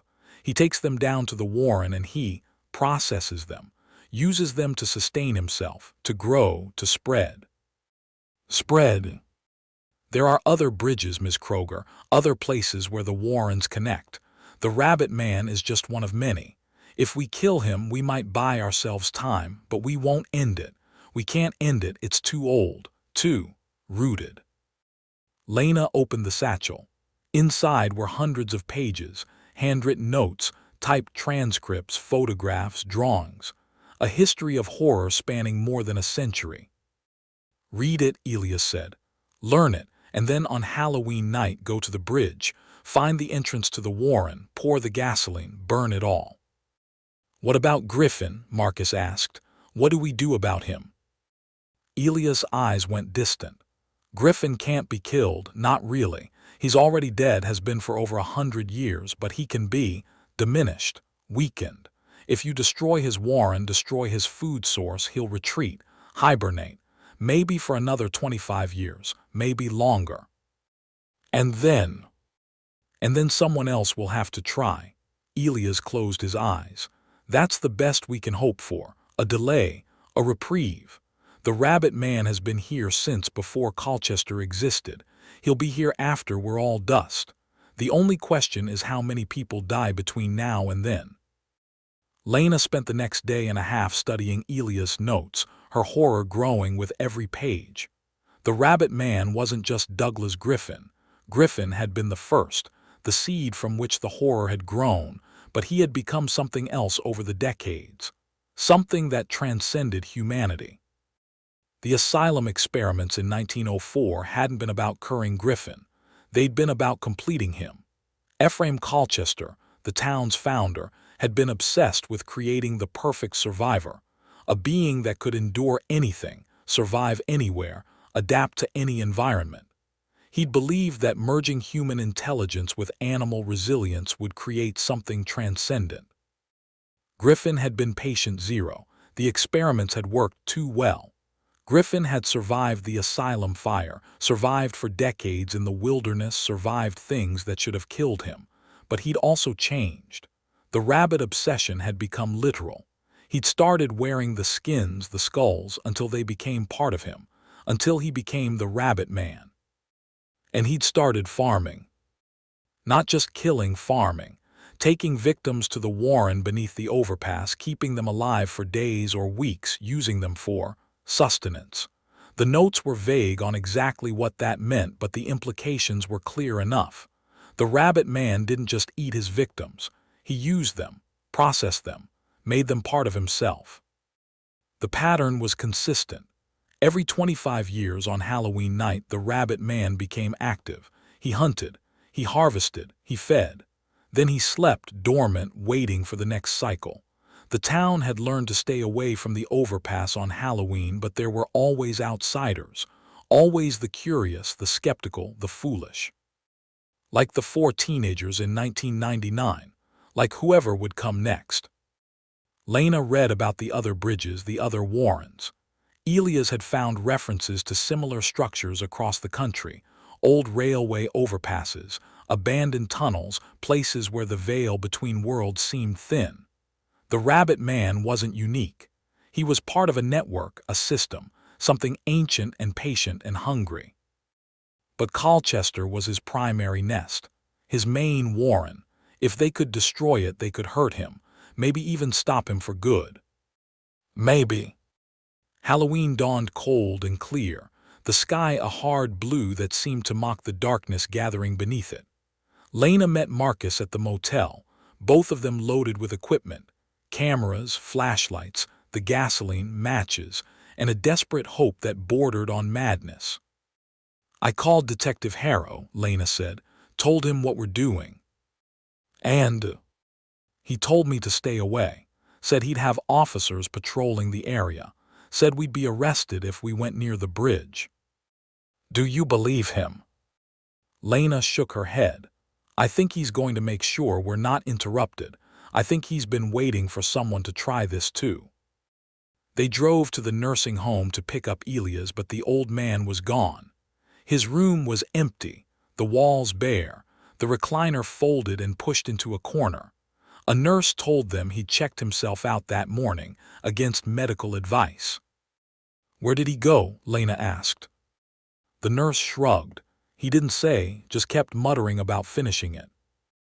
Lena and Marcus exchanged glances. "He's going to the bridge," Marcus said. "Alone. We need to hurry." They drove faster than they should have, the rental car's engine whining as they pushed it up the winding road to the overpass. The sun was setting by the time they arrived, painting the sky in shades of blood and bruise. The bridge was already occupied. Elias stood at the center, his cane raised like a sword, facing something that crouched on the far end of the structure. Something tall and thin and wrong. "No," Lena whispered, slamming on the brakes. "No, no, no." They grabbed the gasoline and ran, not caring about stealth, not caring about the plan. They reached the bridge approach as the last light faded from the sky. Elias was chanting, his voice high and cracked, words in a language that sounded like Latin but wasn't, like English but older. The rabbit man, Griffin, stood before him, motionless, the massive rabbit skull tilting as if curious. "Elias," Lena screamed. The old man turned just for a moment and smiled. "Run," he said, "while you still can." Then the rabbit man moved. It was faster than anything human, faster than anything natural. One moment it was standing 10 feet away, the next it was on top of Elias, those long pale hands, claws really, tipped with something dark and sharp, closing around the old man's throat. Elias didn't scream, he laughed even as the life was crushed out of him. "Burn it," he gasped, "burn it all." The rabbit man lifted him, held him aloft like a trophy, and then, horribly, began to hum. A lullaby, soft and sweet, the kind a mother might sing to a child. But the voice that made it was wrong, too deep, too resonant, like wind through a crypt. Elias' body went limp. The rabbit man dropped him, and he hit the bridge deck with a sound like wet meat. Lena stood frozen, the gasoline cans heavy in her hands. Marcus was beside her, his camera forgotten, his face white as bone. The rabbit man turned to face them. Up close it was worse than the video. The rabbit's skull was massive, the size of a watermelon, with black pits where eyes should be and long ears that twitched with each movement. But beneath the skull, where a jaw should be, there was something else, something pale and wet and moving. Teeth, dozens of them, needle-sharp and stained brown with old blood. The coat was made of fur, yes, but it wasn't a coat. It was grafted to the thing's skin, patches of gray and white that moved when it moved, that seemed to breathe with a life of their own. And beneath the fur, glimpsed in the gaps, Lena saw something that made her want to scream. Human skin, pale and stretched, covered in stitches and scars. It had been wearing people, wearing their skin beneath the fur. "Lena," Marcus whispered, "the gasoline." She looked down at the cans in her hands. 20 gallons, enough to burn a house, enough to burn a warren. The rabbit man took a step toward them. Then another. It moved with a strange grace, a fluidity that was almost beautiful if you could ignore what it was. "We have to run," Marcus said. "No," Lena set down the cans. "We have to fight." She pulled out the matches she'd brought, a whole box, and struck one. The flame was small, fragile, but it cast light on the rabbit man's face, and for just a moment the thing hesitated. "It doesn't like fire," Lena said, her voice shaking. "Elias said fire works." "We can't burn it here," Marcus said. "We need to get to the warren, that's where it matters." The rabbit man recovered from its hesitation and lunged. They ran, abandoning the gasoline, sprinting for the far end of the bridge. The rabbit man didn't follow immediately. It stopped to pick up Elias' body, cradling it like a child, humming that lullaby again. "The entrance," Lena gasped, pointing. "There." On the far side of the bridge, half hidden by weeds and debris, was a hole in the ground. A sinkhole or a tunnel entrance or something between. Steps led down into darkness. They didn't hesitate. They plunged into the dark, the smell hitting them immediately. That musky, animal scent, stronger than ever, mixed with the copper of fresh blood and something else. Something sweet and rotten like fruit left too long in the sun. The stairs went down forever, or so it seemed.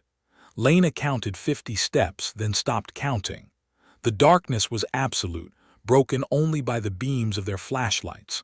The walls were earthen at first, then stone, then something else, something that looked like bone, pale and curved and arranged in patterns that might have been decorative or might have been ritual. "This is it," Marcus whispered, "the warren." They reached the bottom and found themselves in a chamber. It was larger than it should have been, larger than the bridge above, as if the space had been hollowed out by something that didn't obey the laws of physics. The ceiling was lost in shadow, but the walls were covered in photographs. Hundreds of them, thousands, Polaroids and film prints and digital images pinned up with rusted nails and twine. Faces stared out at them, smiling faces, screaming faces, faces frozen in moments of terror or resignation or hope. Lena recognized some of them, the 4 teenagers from 1999, Tommy Chen from 1979, others she didn't know going back decades, centuries. And in the center of the chamber, arranged in a circle like petals around a flower, were bodies. Not dead bodies, not entirely. They twitched, they breathed. Their eyes were open, staring at nothing, but they were alive, or something like alive. "Oh God," Marcus said, his voice breaking. "Oh God, oh God." Lena approached the nearest one. It was a woman, young, maybe 25. Her mouth had been sewn shut with something that looked like sinew, and her skin. Her skin was gone, stripped away in strips hanging from her like ribbons, revealing the red meat beneath. But she was still breathing, still alive, still aware. Her eyes tracked Lena's movement. They were pleading. "We have to help them," Lena said. "How?" Marcus asked. "Look at them, look at what he's done." Lena looked, and she understood. The rabbit man didn't just kill. He farmed. He kept them alive, kept them conscious, used them slowly, a strip of skin at a time, a piece of flesh, a drop of blood. He harvested them over weeks, months, years, sustaining himself on their suffering. And when they finally died, when they had nothing left to give. She looked at the walls again. The photographs weren't just trophies. They were records, a catalog of the harvest. "We have to burn it," Lena said, her voice hard. "All of it." "But the victims are already dead," Lena said, though it broke her heart to say it. "Look at them, Marcus. Really look. There's nothing left to save." Marcus looked, and he saw. The bodies weren't just skinned. They were changed, modified. Things had been done to them, surgical things, ritual things. Their bones had been broken and reset at wrong angles. Their organs had been removed, replaced, augmented. They weren't human anymore. They were crop, livestock. "The gasoline," Marcus said softly. "Where is it?" "Up there with him." They heard it then, the sound of footsteps on the stairs. Slow, deliberate. The humming started again, that terrible lullaby. "He's coming," Lena said. "We need to hide." But there was nowhere to hide. The chamber was open, exposed, a killing floor. The only exit was the stairs they had come down, and the rabbit man was on them.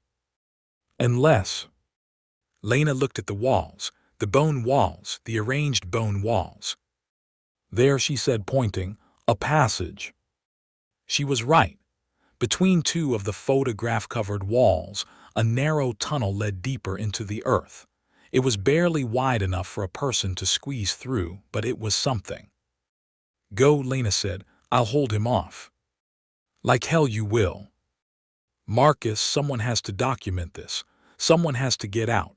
If we both die, no one will ever know." "Then you go. You're the host, the voice. I'm just the cameraman." "You're my friend," Lena said, "and I'm not leaving you." The footsteps were closer now, the humming louder. They could smell him, that musky, animal scent mixed with blood and rot and something that might have been flowers. "Together," Marcus said, "we go together." They ran for the tunnel, squeezing through the narrow gap, their flashlights bouncing off walls that were closer than they should be, lower than they should be. The passage twisted and turned, branching off in directions that made no sense, leading them deeper and deeper into the earth. Behind them, the humming stopped. "He knows," Lena whispered. "He's hunting us now." They ran faster, not caring about the branches that scraped their faces, the stones that turned under their feet. The tunnel opened into another chamber, smaller than the first, and then another, and another, a maze of rooms and passages that seemed to go on forever. "We're lost," Marcus gasped, leaning against a wall. "We're completely lost." "No," Lena said. "Listen." They listened, and they heard it, water, running water somewhere ahead. "The creek," Lena said. "The one the bridge crosses. If we can find it, we can follow it out." They moved toward the sound, the tunnel sloping downward, the air growing colder and wetter.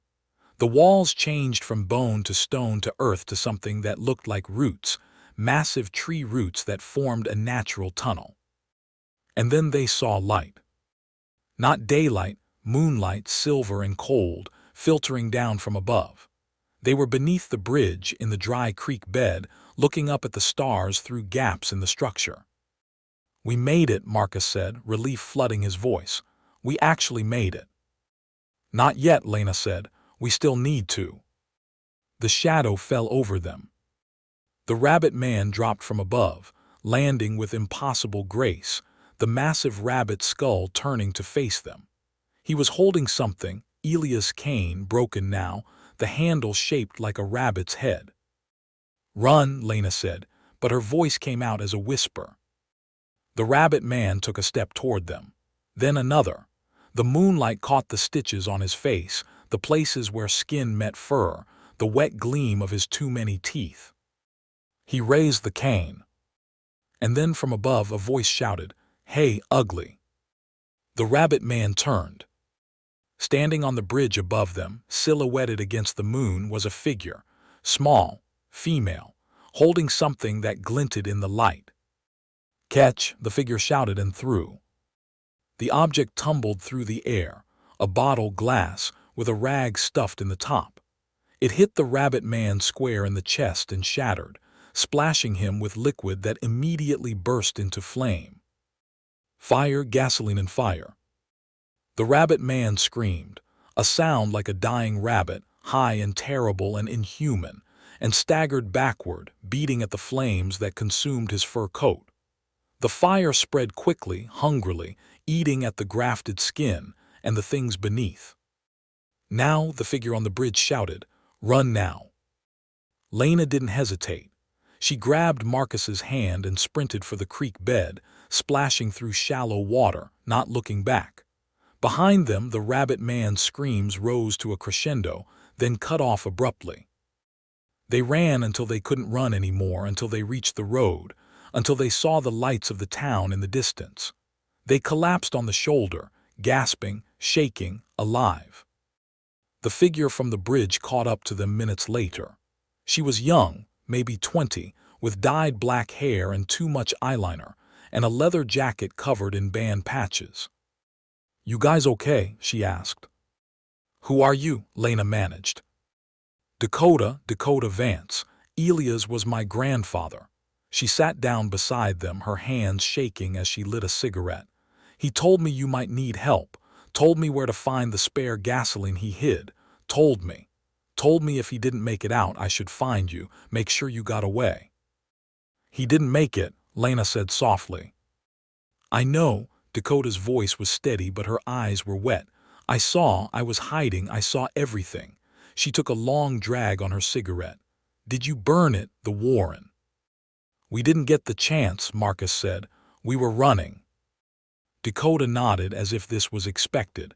"Then it's not over, it's never over, but you heard him, that's something." They sat in silence, the three of them, watching the distant glow of the fire on the horizon. The overpass was burning. Whether it was enough, whether the rabbit man was truly dead or just wounded, they didn't know. But for the first time in over a century, someone had fought back. Someone had hurt him. And that, Lena thought, was a beginning. The fire burned for 3 days. Lena watched from her motel window as the smoke rose from the direction of the overpass, a black column that seemed to reach for the clouds. The local news reported it as a suspicious blaze at a historical structure, speculating about vandalism or accident. They didn't mention the screams that had echoed through the night, the inhuman shrieks that had sent dogs howling for miles around. They didn't mention the rabbit man. Detective Harrow came to see her on the second day. He looked older than he had a week ago, the lines in his face deeper, his eyes haunted. "Elias Vance is dead," he said without preamble. "We found his body near the bridge, or what was left of it." "I'm sorry," Lena said and meant it. "Don't be, he wanted this. He's been wanting it for 40 years. Harrow sat down heavily on the room's only chair. "The overpass is gone, burned to the ground. The fire department couldn't save it, said the flames were too hot, too hungry." "And Griffin?" Harrow's jaw tightened. "We didn't find a body, but we found things, fur, bones, things that don't match any animal on record." He looked up at her. "You did this, you and your friend, you burned his warren." "We tried." "You succeeded, at least for now." Harrow reached into his pocket and pulled out a plastic evidence bag. Inside was something small and white, a tooth, long and sharp, stained with something dark. This was found in the ashes. It's not human, not animal, something in between. Lena took the bag, feeling the weight of it. What happens now?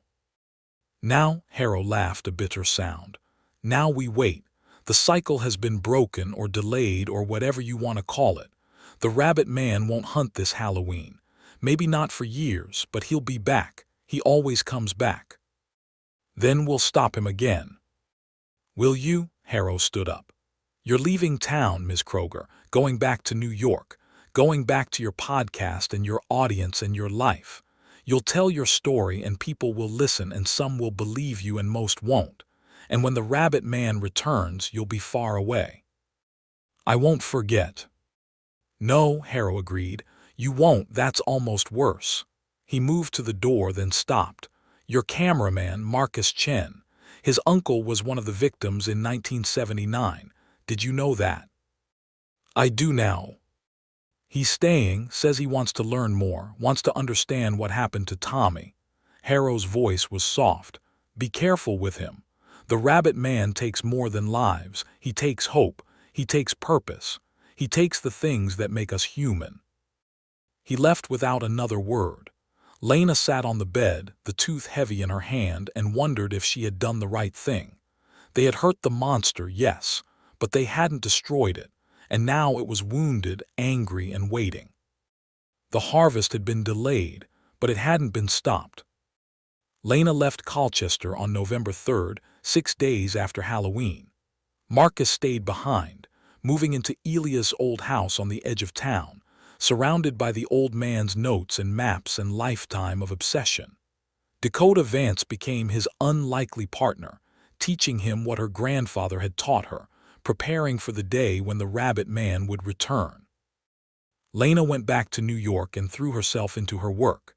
She produced a 6-part podcast series about Colchester, about the overpass, about the disappearances spanning more than a century. She called it The Warren. It was her most popular series ever, downloaded millions of times, discussed on forums and in articles and at dinner tables around the world. Most people didn't believe it was real. They thought it was fiction, a horror story, an elaborate hoax. That was fine with Lena. Better they think it was fake than go looking for the truth. But some believed, and those believers sent her things, photos of other bridges, other tunnels, other places where the Warrens might connect, evidence of other rabbit men, or things like them in other towns, other countries. The network Elias had hinted at was real, and it was vast. Lena became obsessed with mapping it, understanding it, finding a way to destroy it. She spent her days researching, her nights dreaming of fur and teeth and that terrible humming. She didn't date. She didn't socialize. She barely slept. 6 months after Colchester, she received a package.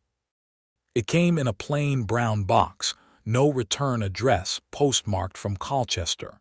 Inside, wrapped in layers of newspaper, was a VHS tape. The label was handwritten in shaky block letters, 2023. Lena's hands shook as she set up her old VCR. The tape was newer than the one from 1999, the quality better, but the content was the same. 4 figures, teenagers, college kids maybe, standing on a bridge at night. A figure in the background, screams, running, the camera falling. But this wasn't Colchester. The bridge was different, concrete instead of iron, modern instead of Victorian. The graffiti on the walls was fresh, the tags contemporary. And the figure. Lena leaned closer to the screen. The rabbit man was different. The skull was smaller, more proportional. The coat was newer, the fur cleaner. But the way it moved, the way it hunted, that was the same. This was a different rabbit man, a new one, a successor. The tape ended with a freeze frame. The rabbit man was looking directly at the camera, and beneath the skull, where the jaw should be, something was visible. Something that looked almost like a face. A human face. Lena recognized it. She had seen it in Elias' notes, in the photographs on the Warren walls. Douglas J. Griffin, the original, the first. He was still out there, still hunting, still harvesting. And he had sent her this tape as a message. She called Marcus immediately. He answered on the third ring, his voice thick with sleep. "Lena, it's 4 in the morning. I got a tape," she said, her voice tight.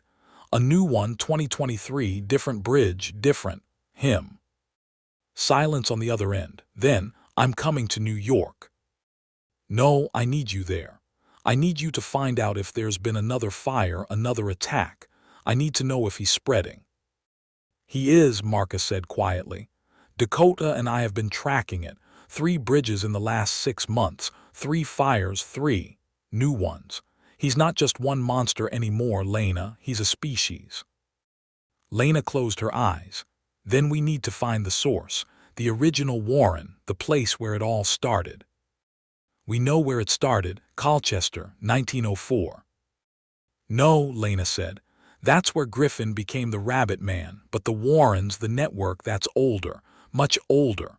She thought of the bone walls, the arranged photographs, the victims processed over decades. "This isn't a new phenomenon, Marcus.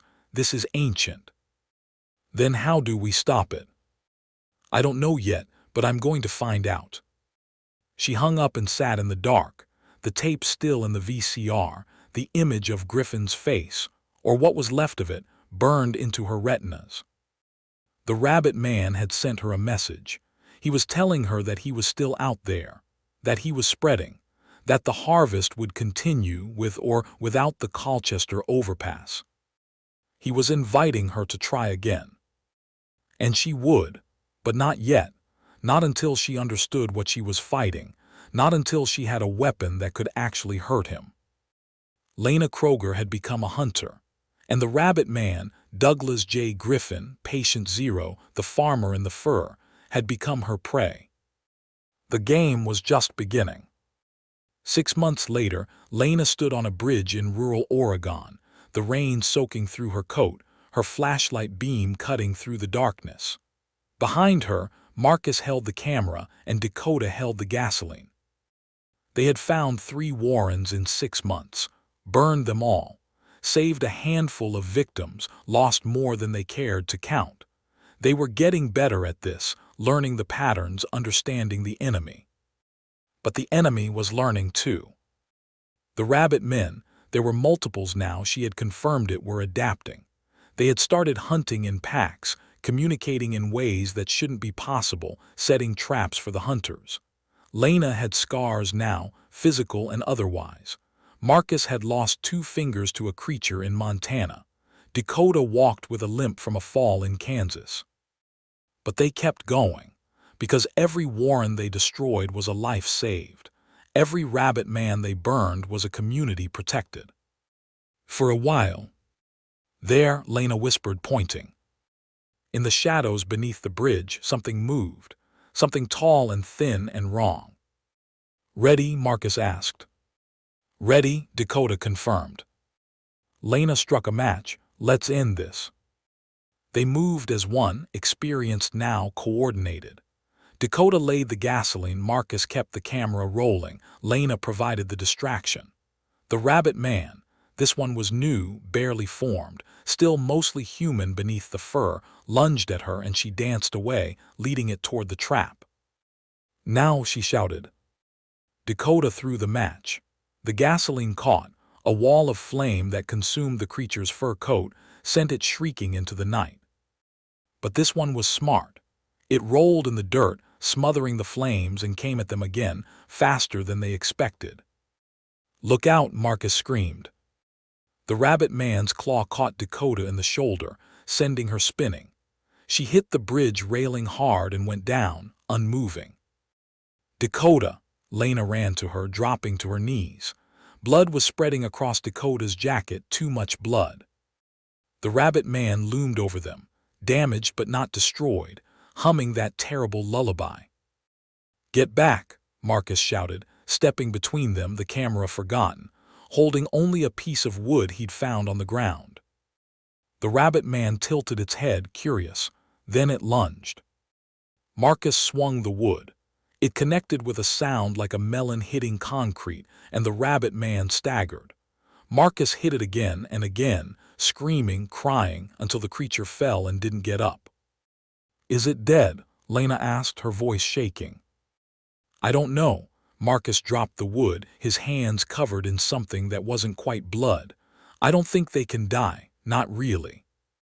They dragged Dakota to the car and drove to the nearest hospital, leaving the rabbit man's body, if it was a body, on the bridge. By the time they returned with police, it was gone. Only scorch marks and blood remained. Dakota survived barely. She would never use her right arm again, but she was alive and she was grateful and she wanted to keep fighting. "This is what we do now," she said from her hospital bed, her face pale but her eyes bright. "This is who we are." Lena agreed. They were hunters now, warriors in a secret war that most of the world didn't know existed, and they would keep fighting until the last warren was burned, the last rabbit man destroyed, or until they became victims themselves. 1 year after Colchester, Lena received another package. This one was smaller, just a box, no tape, no message. Inside, wrapped in rabbit fur, was a finger. Marcus's finger, the two he had lost in Montana. And a photograph. It showed Lena standing on the Oregon Bridge, her back to the camera, watching the fire. Behind her, barely visible in the smoke, was a figure, tall, thin, wearing a coat of fur.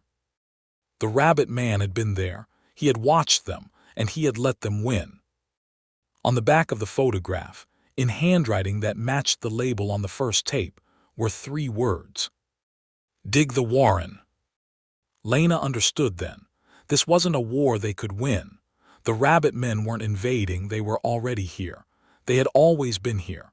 The Warrens weren't nests, they were roots, deep and ancient, connecting to something vast and patient and hungry. The harvest would continue. The only question was who would be harvested. Lena looked at the photograph, at her own oblivious back, at the monster watching her from the smoke. She thought of Elias Vance, who had spent 40 years waiting for a chance to fight. She thought of Dakota, who would never hold a match in her right hand again. She thought of Marcus, who had lost fingers and innocence and hope. And she thought of the victims, the hundreds, thousands, maybe millions over the centuries, the ones who had gone into the warrens and never come out. The ones who were still there, still alive, still being harvested. "No," she whispered. She picked up her phone and dialed Marcus. "I have an idea," she said.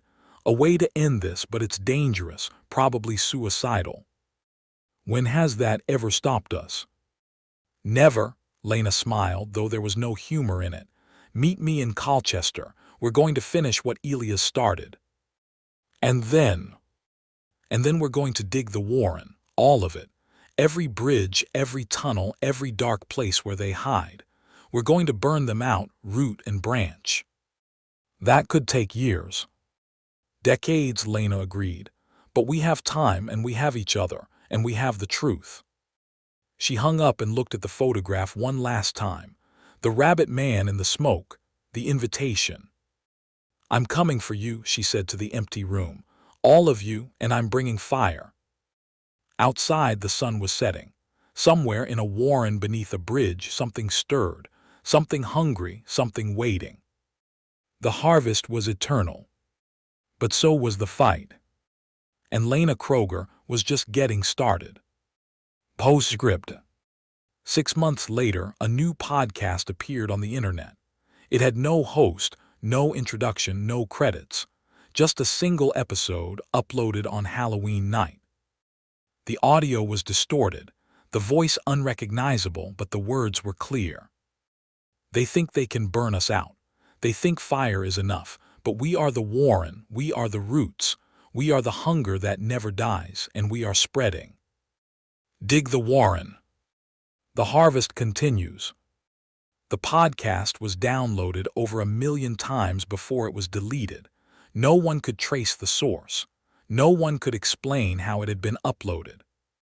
But in small towns across America, in places with old bridges and older secrets, people began to notice the rabbits.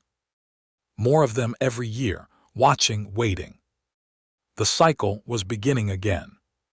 And somewhere in the darkness beneath a bridge, Douglas J. Griffin, the farmer, the rabbit man, began to hum. It was almost time to harvest. Thank you for listening to tonight's stories. If you enjoyed them, please leave a like and subscribe.